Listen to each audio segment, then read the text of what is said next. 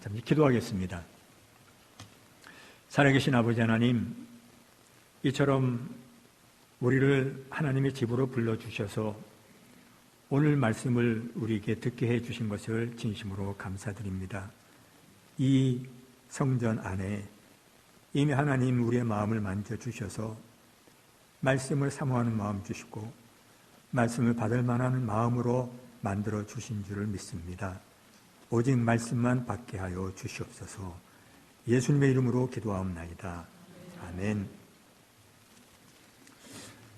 한국 전쟁이 끝난 직후인 1950년대, 60년대는 경제적인 빈곤, 또 여러 가지 많은 어려움을 겪으면서 많은 사람들이 교회로 몰려들었습니다. 우리 한국 기독교 역사는 전 세계가 인정할 만큼 100년의 부흥의 역사를 일으킨 교회라고 인정하고 있습니다.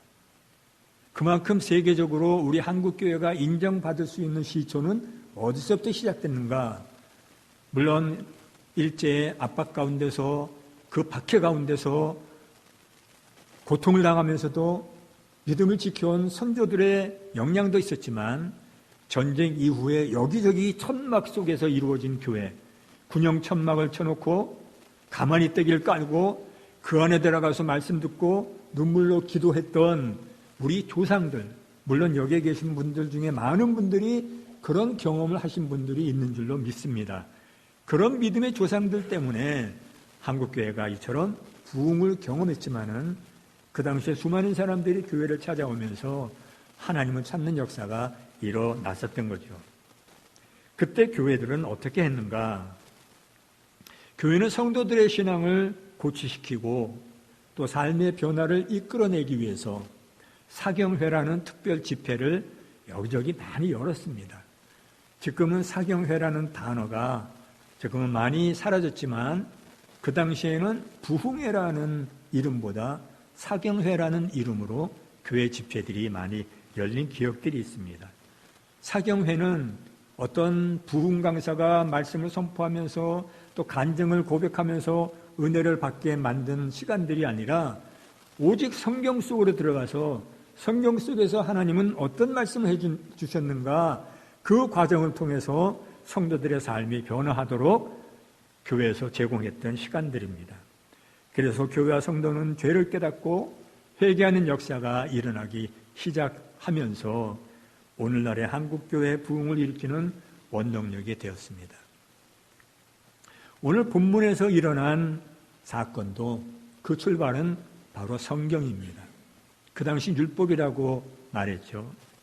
예루살렘에 거주하던 유다 백성들이 제사장 겸 학사였던 에스라를 초청해서 율법을 가르쳐달라고 요청하면서 일어난 이 사건은 어느 날 갑자기 그날 하루 동안에 일어난 사건이 아닙니다. 물론 대부분의 사건들은 돌발적으로 일어나는 사건들도 많지만 역사적인 성격을 띠는 사건들은 반드시 그 사건이 그때 일어날 수 있도록 잉태되는 계기가 있다는 것을 생각을 해야 합니다. 수문학 광장 앞에서 일어난 이 사건도 이 일이 일어날 만큼의 사회적으로 또 영적으로 어떤 흐름이 존재하고 있었다는 것을 알자는 거죠. 구약 역사상 백성들이 자발적으로 성경 공부를 요청한 일은 극히 유례를 찾아볼 수 없는 일이었기 때문에 당시에 백성들이 겪고 있었던 어려움은 무엇인지 또 사회적으로 흐르고 있었던 흐름은 무엇인지 그 배경을 잠시 살펴보는 것이 오늘의 사건을 이해하는 데 도움이 될 것입니다. 그래서 먼저 이 사건을 이끌고 간 에스라라는 사람은 과연 어떤 사람인가? 성경 속에서 에스라를 한번 발견해 보기를 원합니다. 에스라는 유대 땅에서 태어난 사람이 아니었습니다. 자기 조상들, 아버지 때, 또 할아버지 때, 증조 할아버지 때, 그때 바벨론의 포로로 끌려와서 살기 시작한 어떤 가정에서 태어난 포로 3세, 4세 때의 에스라가 태어났습니다. 이 에스라는 바벨론 땅에서 태어나고 보니까 자기의 신분이 포로 자손인 것을 깨달았습니다. 그렇게 되면서 자기 민족의 역사를 연구하기 시작합니다. 자기 민족이 어디서 어떻게 시작된 민족이며 또 어떤 역사를 갖고 있는지, 그리고 왜 이렇게 바벨론 포로로 끌려오게 되었는지 성경에 기록되어 있는 자기 민족의 역사를 연구해 오다가 결정적인 사실을 발견하게 됩니다. 자기 민족이 하나님께 택함받은 민족이었지만 하나님께 범죄하고 우상 숭배에 빠진 죄 때문에 결국 나라가 망하고 포로로 끌려오게 되었다는 충격적인 사실을 발견하게 된 것입니다. 에스라는 예루살렘으로 돌아가기를 결심합니다. 이미 오래전에 예루살렘으로 돌아간 유다 백성들은 성전 재건도 경험하고 영적인 문화를 회복하기도 했지만 세월이 흐르면서 성전 문화는 점점 희미해져 갔고 영적으로 타락의 길을 걸어가고 있던 때가 바로 그 당시의 예루살렘의 영적인 배경이었습니다. 에스라는 예루살렘으로 돌아가서 백성들을 가르치기로 결심합니다. 에스라서 7장 10절에 에스라가 결심하는 장면을 이렇게 기록하고 있습니다. 에스라가 여호와의 율법을 연구하여 준행하며 율례와 규례를 이스라엘에게 가르치기로 결심하였더라. 자기 민족의 역사를 연구하기 위해서 말씀 속으로 들어가다 보니까 가르쳐야 되겠다는 이 열정이 일어난 겁니다. 가르치기로 결심했는데 결심하기 전에 어떤 과정을 에스라는 거쳤는가? 율법을 연구했을 뿐만이 아니라 율법 속에 있었던 말씀들을 스스로 준행하면서 그 당시에 페르시아를 통치하던 아닥사스다 왕으로부터 절대적인 신임을 얻던 사람이었습니다. 에스라가 원하는 모든 것은 아닥사스다 왕이 다 허락해 줄 만큼 그 당시에 에스라는 유명한 사람이었다는 거죠. 자기 민족의 정체성과 또 그들이 해야 하는 일이 무엇인지 알려주는 것은 누군가는 반드시 해야 하는 일이었습니다. 에스라는 그 일을 자신이 해야 하는 일이라고 생각했습니다. 이처럼 포로 귀한 백성들의 정체성 회복, 영적 회복을 자신이 해야 하는 일이라고 깨달은 이 에스라를 통해서 하나님은 역사하십니다. 하나님은 많은 사람을 원하시지 않습니다. 사람의 숫자가 많고 적음에 관심을 두시지 않습니다. 그 중에 단 한 사람이라도 하나님 말씀에 클릭되어서 이 일은 제가 하겠습니다 고백하는 그 한 사람을 통해서 하나님은 위대한 역사를 일으켜 나가십니다. 에스라가 2차 포로 귀한 백성들을 이끌고 예루살렘으로 돌아올 때쯤에는 이미 1차 포로 귀한 백성들이 돌아간 지 80년이 지난 때였습니다. 80년이란 긴 기간이 지났다면 1대, 2대가 벌써 지난 시간이었음을 의미합니다. 포로로 끌려왔지만 그만큼 바벨론 땅에서 터를 잡고 살고 있다가 예루살렘으로 돌아간다는 일이 그들에게도 어려운 일이었기 때문에 80년이라는 시간이 지나는 동안에 공식적으로 포로 귀환단이라는 그룹을 만들어서 돌아간 사람들이 없었다는 것입니다. 그런데 에스라가 예루살렘에 돌아와서 처음으로 마주친 환경은 당시 사회 전반에 퍼져 있었던 이방 여인들과의 통혼이었습니다. 지도자로부터 일반 백성에 이르기까지 이방 여인과 결혼하는 이 풍조가 그 당시에 트렌드처럼 사회 전반에 자리 잡고 있었다는 것입니다. 생각해 보십시오.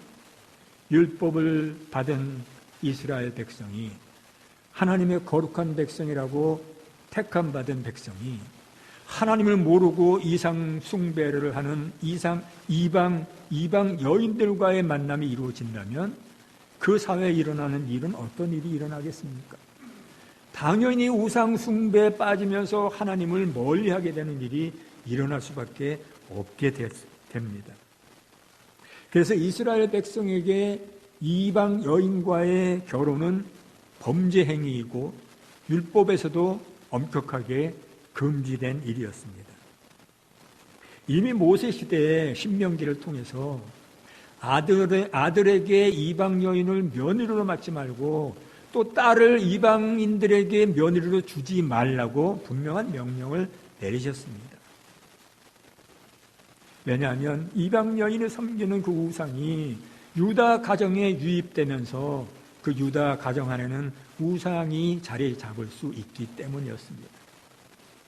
더구나 이방 여인들과의 결혼은 그들 사이에서 출생하는 아이들에게는 더 영적인 폐해를 입게 됩니다. 그 아이는 성경도 모르고 하나님을 모르는 채 성장해 나가기 때문입니다. 이방 여인은 율법에 기록되어 있는 히브리어를 알 수가 없습니다. 이방 여인은 하나님을 섬긴 적이 없는 사람입니다. 그 사람이 어떻게 자기 자녀에게 성경을 가르쳐주고 율법대로 살아가라고 말해줄 수가 있겠습니까? 결국 유다가 망한 것은 우상 숭배의 죄 때문이라는 사실을 에스라는 성경 곳곳에서 찾아서 깨달은 사람이기 때문에 지금 포로로 끌려갔다가 이제 겨우 하나님의 은혜로 다시 예루살렘에 돌아왔는데도 불구하고 이 예루살렘에 거주하던 이 사람들은 또 다시 자기 조상들이 범했던 그 죄를 똑같이 따라 답습해 나가면서 여인들과의 그 통혼이 신분 고하를 막론하고 백성들 사이에서 넓게 퍼져 있었던 것입니다. 이처럼 참담한 현실 앞에서 에스라는 그들을 향해 율법을 들이대고 너희들 잘못이다, 죄다, 꾸짖고 개혁의 칼을 들 수가 있었습니다. 에스라는 제사장 겸 학사였기 때문에 영적인 권위로 얼마든지 그들을 나무랄 수가 있었습니다. 그러나 에스라는 그렇게 하지 않았습니다. 에스라가 바벨론에서 돌아왔다는 소식을 들은 방백들이 에스라에게 찾아와서 그 당시의 사회에서 일어나고 있었던 이방 여인들과의 결혼에 대해 이야기를 했을 때 에스라는 그 말을 듣는 순간 속옷과 겉옷을 찢어버리고 머리털과 수염을 뜯으면서 너무도 기가 막혀서 그 자리에 털썩 주저앉아 버렸습니다.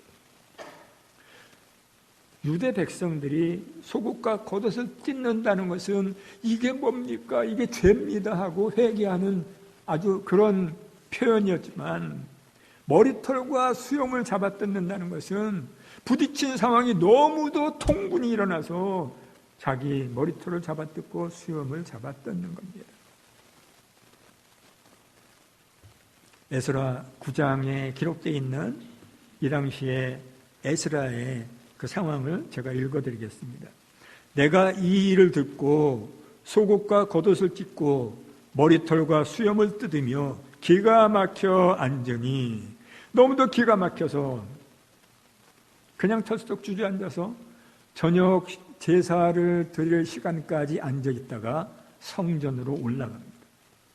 속옷과 겉옷을 찢은 채로 성전에 올라가서 에스라는 기도하기 시작합니다. 에스라 9장 6절 이하에 나오는 에스라가 올려드린 기도는 눈물과 탄식의 기도입니다.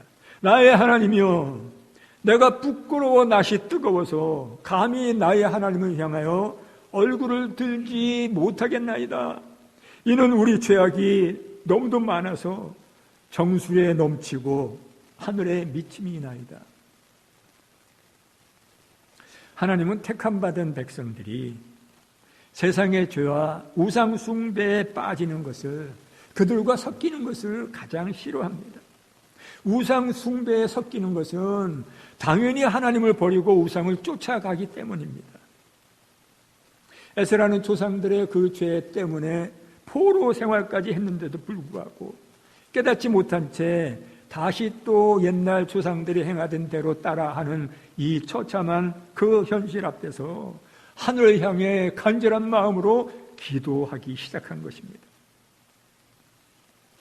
자기 민족이 망한 것도, 또 포로로 끌려간 것도, 우상 숭배로 하나님을 배반했기 때문인 것을 알고 있는 이 에스라의 기도는 그 백성들의 죄를 끌어안고 부르짖는 눈물의 기도였습니다.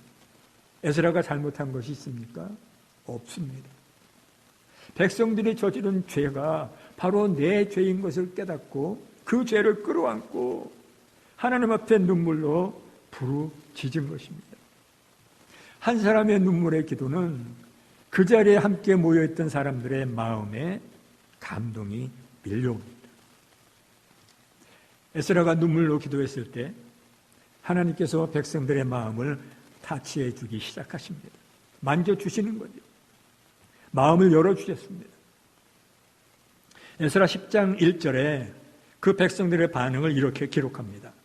에스라가 하나님의 전 앞에 엎드려 울며 기도하며 죄를 자복할 때 많은 백성이 심히 통곡하네. 에스라가 하나님 앞에 눈물로 부르짖는 그 기도의 소리를 듣는 순간부터 이 백성들의 마음 가운데 자신들의 죄가 얼마나 하나님 앞에 심각한 죄인지 깨닫기 시작했다는 것입니다. 그래서 그 자리에 있는 에스라에게 그들 스스로 말합니다. 이제 일어나소서 우리가 당신의 지시대로 따르겠습니다. 에스라가 하라고 시키는 대로 우리가 따르겠다는 겁니다. 이제 일어나십시오. 그러면서 그들이 선언합니다. 이제까지 함께 살아왔던 이방 여인들과의 혼인관계를 단절하겠습니다. 그들은 이방 여인들과의 그 통혼을 파기하는, 가정이 깨지는 고통을 감수합니다. 10년, 20년, 30년 각기의 혼인기간은 달랐겠지만 그동안 함께 살아온 가족이라는 울타리 가운데서 살아왔던 그 가정들이 쪼개지는 아픔, 그렇지만 그렇게 하지 않고는 다시 살아날 수 없음을 깨달았기 때문에, 다시 회복할 수 없음을 깨달았기 때문에 그들은 담대하게 선언하고 슬픔을 감당한 것입니다. 죄의 결과에는 반드시 고통이 따릅니다. 그 죄를 끌어안고 회개함으로써 하나님께서 죄를 회개해 주신다 할지라도 그 죄의 결과 때문에 반드시 고통당하는 시간은 거쳐야 한다는 것입니다. 왜 하나님께서 회개함에도 불구하고 고통의 시간을 허락하십니까? 그 고통의 터널을 지나가면서 자기 자신을 더 하나님 앞에 더 엎드리라고 하나님은 고통의 시간을 주십니다. 회개는 깨달음에서 끝나는 것이 아닙니다. 완전히 돌이키는 것입니다. 백성들 스스로 영적 개혁에 동참했습니다. 그런데 진정한 개혁은 지도자 한 사람이 뛰어나다고 해서 반드시 성공하는 것은 아닙니다. 손뼉 하나만 흔들면 소리가 안 납니다.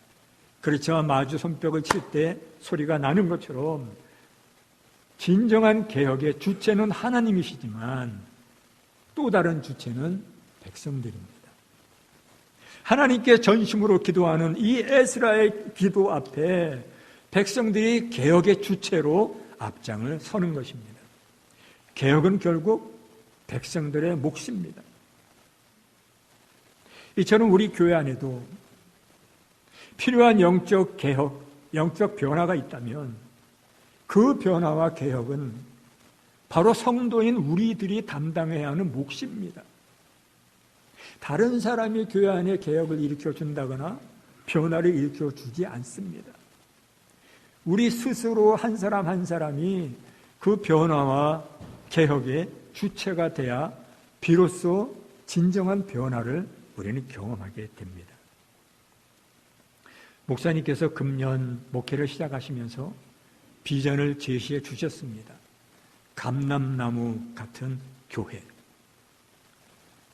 이 비전을 우리가 함께 공유하면서 진정 감람나무의 열매처럼 풍성한 신앙의 열매, 또 사랑의 열매, 성령의 열매를 맺어야 하는 주체는 바로 성도인 우리 자신들이라는 것입니다. 에스라가 죄의 문제를 들고 나가 하나님 앞에 통곡하며 기도했을 때 이제까지 예루살렘에 돌아와 살아온 이후로 제사장이나 방백들이나 어느 누구로부터도 유다 백성들의 죄를 끌어안고 눈물로 통곡하며 기도하는 모습을 보지 못했던 백성들의 마음에 비로소 에스라의 그 통곡하는 마음이 그대로 전해져 내려오면서 그들 역시도 통곡하며 기도하지 않고는 견딜 수 없는 감동이 밀려온 것입니다. 그로부터 얼마의 기간이 흘렀는지는 알지 못하지만 유다 백성들은 예루살렘 수문앞 광장으로 모여들었습니다. 이때가 어느 때인가를 알 수 있는 유일한 단서는 바로 느헤미야 7장에 있는 내용을 보면 총독 직함을 받고 바벨론에서 돌아온 느헤미야가 백성들을 격려하면서 성벽 재건을 완공한 내용이 기록되어 있습니다. 얼마나 백성들이 감격하겠습니까? 오래전에 무너져 내렸던 그 성벽이 다시 쌓여지면서 이제 비로소 도시다운 도시, 성다운 그 모습을 바라보면서 백성들 마음 가운데는 알지 못한 감격이 있었을 것입니다. 자, 바로 오늘 본문의 내용이 그 내용입니다. 자, 느헤미야 8장 1절을 제가 다시 읽겠습니다. 이스라엘 자손이 그 본성에 거주하였더니 7월에 이르러는 모든 백성이 일제히 수문앞 광장에 모여 학사 에스라에게 여호와께서 이스라엘에게 명하신 모세 율법책을 가지고 오기를 청하매, 자, 모든 백성이 일제히 모였다 하는 것을 보면 아마도 예루살렘에 거주하는 수많은 사람들이 거의 다 모였을 것이라고 짐작할 수 있습니다. 드디어 백성들의 요청으로 에스라 성경 사경회가 시작됩니다. 이 사경회는 새벽부터 정오까지 6시간 동안 진행되었습니다. 에스라는 모든 백성들이 볼 수 있도록 특별히 제작한 나무 강단 위에 올라섰습니다. 아마도 2, 3만 명의 수많은 유다 백성들이 앞에 모여 있었기 때문에 단을 높게 쌓았습니다. 그 나무 강단에 올라섰을 때 에스라 주변으로 13명의 제사장들이 옆에 둘러섰습니다. 자, 여기 등장하는 13명의 제자들, 4제로 보면 그 제사장들의 이름이 기록되어 있지만 이 제사장들은 에스라가 바벨론을 떠나서 예루살렘으로 돌아올 때 특별히 여기저기 수소문해서 모집한 레위 지파 제사장들이었습니다. 에스라가 백성들 앞에서 율법책을 폈을 때 모든 백성들이 그 자리에서 일어났습니다. 5절입니다. 학사 에스라가 모든 백성 위에 서서 저희 목전에 책을 펴니 책을 펼 때 모든 백성이 일어서니라. 그 나무 강단에서 에스라가 율법책을 폈을 때 자리에 앉아있던 수많은 백성들이 남녀노소를 불구하고 다 자리에서 일어섰습니다. 하나님의 거룩한 말씀이 낭독될 때 앉아서 들을 수가 없었던 것입니다. 장엄한 광경 아닙니까? 예전에 한국 어느 교회에서도 목사님이 성경 본문을 낭독할 때 앉아있던 성도들이 일어나서 그 낭독하는 말씀을 듣기도 했던 교회들이 있습니다. 자, 계속 6절을 보겠습니다. 에스라가 강대하신 하나님 여호와를 송축하며 모든 백성이 손을 들고 아멘 아멘 응답하고 몸을 굽혀 얼굴을 땅에 대고 여호와께 경배하였느니라. 이미 말씀을 읽어 나가려고 책을 폈을 때 일어서는 순간 말씀의 강력한 임재를 느끼기 시작한 것입니다. 왜? 말씀에 대한 목마름 때문에 그들이 자원해서 에스라를 초청했기 때문입니다. 에스라는 다른 아무 말도 하지 않았습니다. 왜 할 말이 없었겠습니까? 단지 거의 6시간 동안 기록된 말씀을 읽어 나갔습니다. 에스라가 말씀을 읽어 나가면 백성들 사이에 여기저기 흩어져 있었던 레위인들이 그 읽어 나간 말씀을 백성들에게 하나하나 풀어서 설명을 해 주었습니다. 에스라가 대독하면 설명해 주고 또 대독하면 설명해 주고 6시간 동안이나 똑같은 일이 반복되었습니다. 제가 7절, 8절을 다시 읽겠습니다. 그 자리에서 백성들에게 말씀을 풀어 설명해 준 사람들이 어떤 사람들인가? 7절 보겠습니다. 예수와 바니와 세랴와 야민과 악국과 사부대와 호디야와 마아세야와 그리다와 아사랴와 요사박과 하난과 불리아와 레위 사람들이 다 그 처소에 섰는 백성에게 율법을 깨닫게 하는데 8절 하나님의 율법책을 낭독하고 그 뜻을 해석하여 백성으로 그 낭독하는 것을 다 깨닫게 하매 말씀에 마음이 열리면서 비로소 말씀의 뜻을 깨닫고 굳었던 마음이 녹아지기 시작합니다. 자, 백성들 사이에서 그 말씀의 뜻을 풀어주는 레위인들은 어떤 사람들입니까? 가나안 땅을 정복하고 땅 분배할 때 레위 지파 사람들에게는 땅을 분배해 주지 않았습니다. 전국 각지의 48개 성읍에 흩어뜨려서 이스라엘 백성들을 말씀으로 가르치고 그 말씀대로 살게 하는 그 책임을 맡았던 사람들이 레위 사람들이었습니다. 그런데 이스라엘의 역사가 흘러오는 것을 보면 말씀대로 살지 못한 그 결과 때문에 결국 포로로까지 끌려간 것을 보면 레위인들이 그 사명을 감당하지 못한 것을 알 수 있습니다. 그런데 지금 이 자리에서 그 레위인들이 성경 속에 기록되어 있는 말씀을 풀어서 가르쳐 줄 때 그들 마음에 얼마나 감동이 밀려오겠습니까? 9절에 백성이 율법의 말씀을 듣고 다 우는지라. 말씀이 들어가고 말씀의 진정한 의미를 깨닫는 순간 그들 마음이 봇물 터지듯이 그 막혀 있었던 마음이 풀어지면서 눈물이 터져 나오기 시작한 거죠. 말씀에는 능력이 있습니다. 그러니까 생명이 있습니다. 히브리서 4장 12절에서도 하나님의 말씀은 살았고 운동력이 있어 좌우의 날선 어떤 검보다도 예리하여 혼과 영과 관절과 골수를 찔러 쪼개기까지 하며 또 마음의 생각과 뜻을 감찰한다고 말씀하셨습니다. 말씀이 들어오면 회개의 역사가 일어납니다. 굳어져 있던 양심이 말씀에 찔림을 받고 상한 심령이 되면서 말씀을 통해 내 속에 들어있는 죄를 바라보기 때문입니다. 수문학 광장에 모여 있었던 그 수많은 백성들이 말씀 앞에 떨면서 통곡하는 소리 상상되지 않습니까? 그들의 눈물은 성령의 감동으로 인한 말씀의 깨달음, 또 말씀대로 살아내지 못했던 자기 조상들의 죄로 인해서 그들의 후손인 자기 자신들까지도 그 죄에 붙잡혀 있었던 자아를 발견하면서 흘리는 눈물입니다. 조상들이 율법대로만 살아왔어도 포로로 끌려가는 그 비참한 일을 경험하지 않았을 텐데 복잡한 감정이 밀려오면서 그들 속에 눈물로 기도하게 된 것입니다. 자, 이 자리에 계신 성도님들도 누군가에는 조상입니다. 우리에게는 자녀들이 있고 또 그 아래 또 자녀들이 있습니다.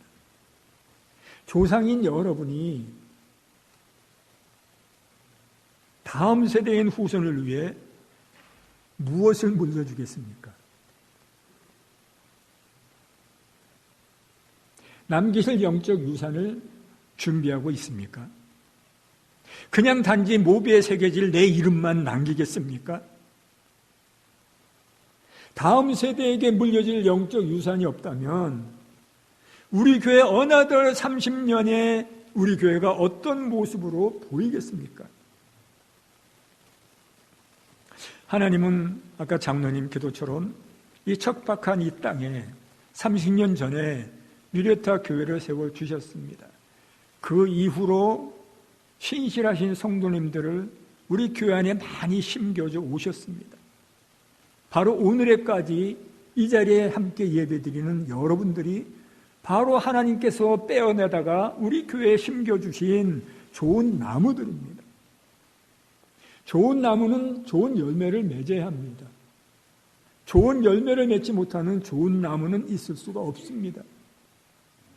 그렇다면 우리가 무엇을 해야 하겠습니까?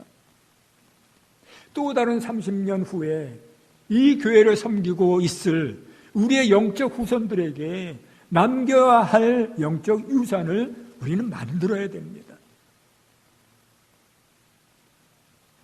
그 유산은 세상에서 얻을 수 있는 것이 아닙니다.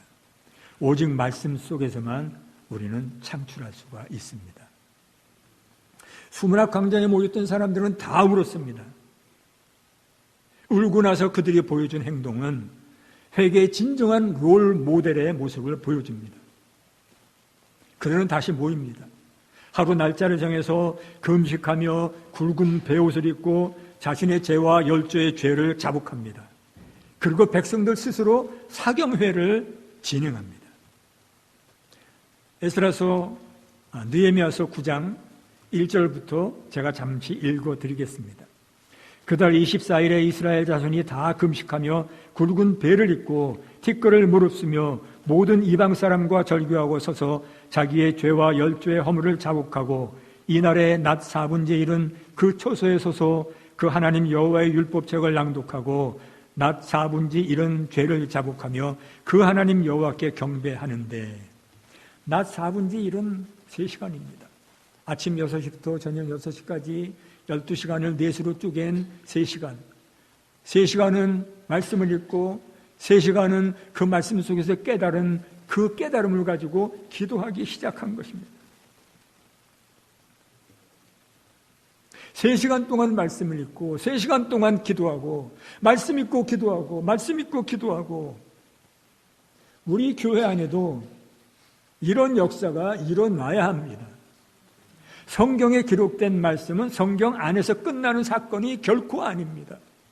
성경 속에서 일어난 사건은 오늘에 사는 우리 세대에도 반드시 일어나게 하시기 위해서 하나님께서 그 사건을 그 당시에 만들어 놓으신 것입니다. 그렇다면 우리는 그 사건을 눈으로 읽고 지나가겠습니까? 사건 속에서 그 당시에 그들이 무엇을 했는가? 그것이 성경을 이 땅 가운데 남기신 하나님의 목적입니다. 얼마만큼, 얼마 동안 했는가가 중요한 것이 아닙니다. 부흥은 변화입니다. 작은 변화에서 교회의 불꽃이 일어나는 것입니다. 하나님은 이스라엘의 진정한 회복을 원하셨기 때문에 그들을 포로지까지 보내시고 다시 예루살렘으로 돌아오게 하셔서 에스라를 준비시켰다가 하나님의 때에 말씀의 부흥을 가져오게 하셨습니다. 구약시대의 마지막 공동체로 남아있는 이 현장에 있었던 사람들의 후손이 결국은 400년이라는 신구약 중간시대의 그 암울한 시대를 살아가야 했기 때문입니다.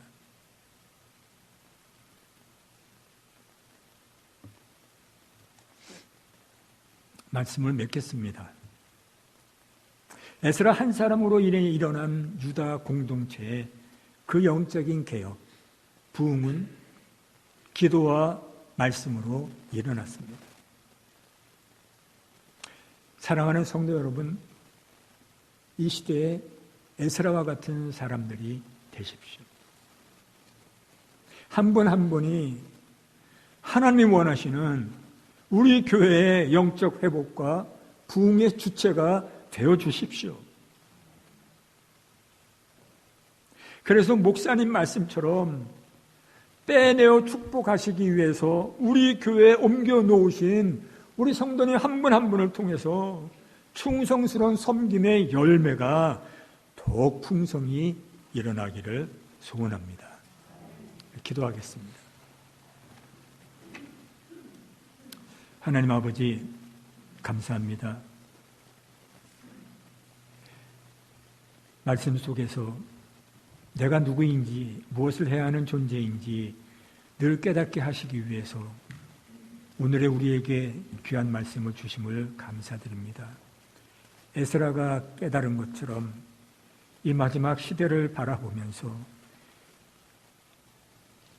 우리 교회를 바라보면서 우리 성도님 한 분 한 분을 바라보면서 우리 모두가 말씀의 부흥을 일으키는 주체로서 하나님 앞에 함께 동역하는 아름다운 역사가 우리 교회 안에 여기저기 일어날 수 있도록 하나님 우리 교회와 우리 성도들을 사용하여 주시옵소서. 교회 창립 30주년을 바라보면서 하나님께서 지난 30년 동안 우리 교회에 어떻게 행해 오셨는지, 또 앞으로 어떻게 행해 나갈 것인지 진지하게 하나님 앞에 기도하는 우리가 될 수 있도록 주님 도와주셔서 또 다른 30년을 준비해 나가는 출발이 일어날 수 있도록 하나님 도와주시옵소서. 예수님의 이름으로 기도하옵나이다. 아멘.